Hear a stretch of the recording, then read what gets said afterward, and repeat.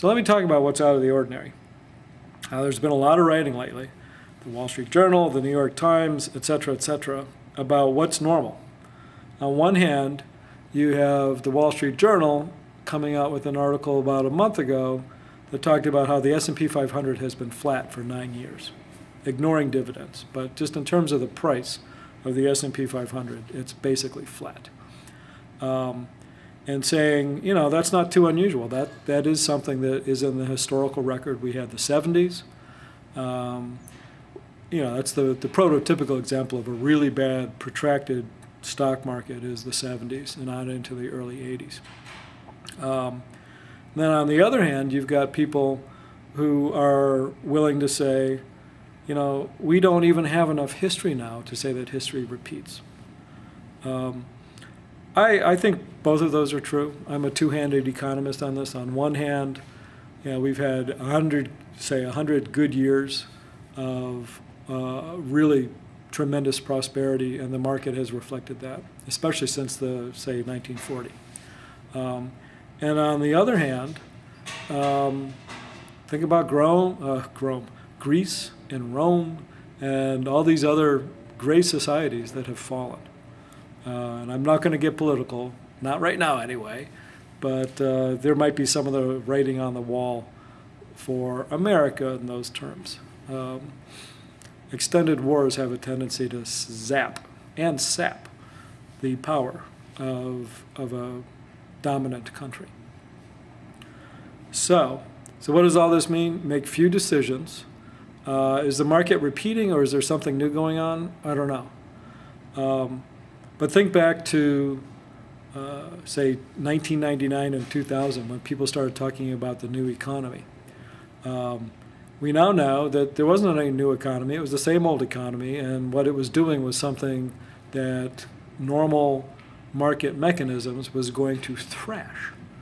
That, in my judgment, is probably what's happening now.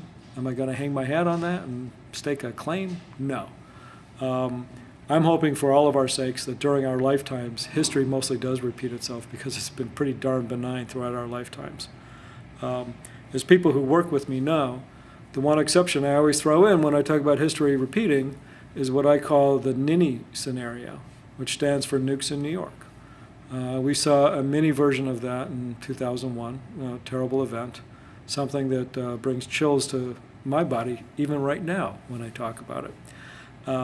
And here we are 7 years later. If something bigger than that happened, and it happened in New York or anywhere, pretty much, that could change the economic system that we live in a way that would be for the rest of our lives. I don't know whether that's going to happen or not.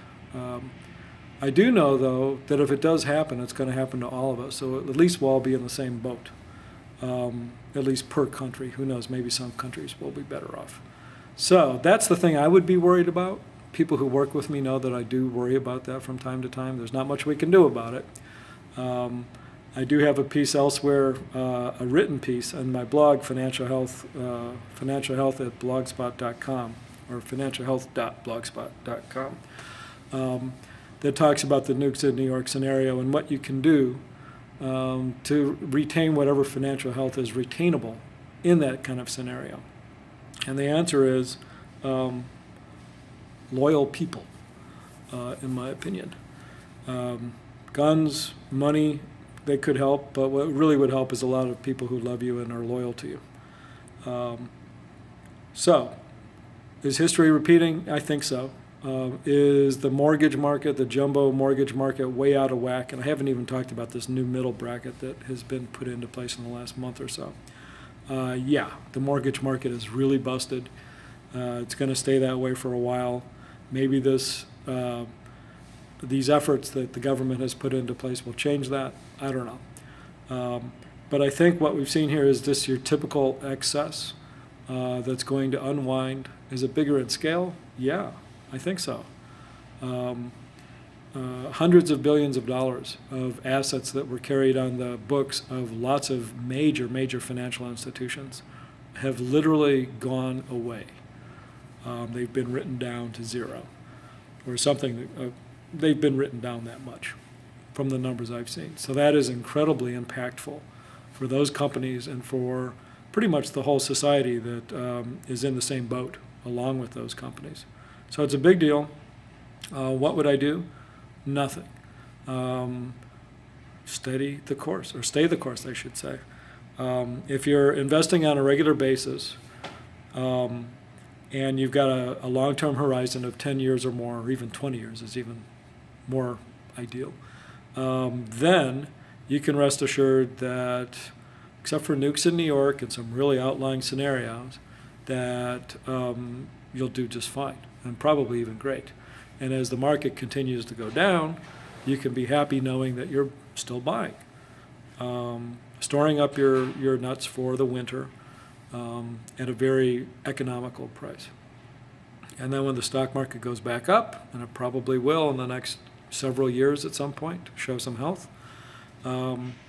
except for these scenarios I've talked about, you can rest assured and rest happy that you bought down here, and now hopefully it's going to end up kind of going up here. And then as you get close to where you're going to start needing the money, start tamping down that variability so that instead of looking at 20% swings either way, you're looking at, say, 5% swings either way. That's what retirement planning is all about. So, longer than 5 minutes, but that's the nature of the beast. It's fairly complicated. Things are messed up. Have things been messed up before? Yeah. Are things messed up more often than not? Probably. Is this different? I think not. Is it bigger than usual? Yeah. What should I do? Nothing. And if you continue to be worried, then if we're working together, let's talk. And if you're working with somebody else, talk to that person. You are paying them. You might not know it, but you are paying them. So demand the services that you're entitled to. Okay? So April 17, 2008. Market's been scary. Over the last couple of days, it's been good. Just hang tight. Don't do anything clever. Do as few things as possible. You'll do just fine. Thank you.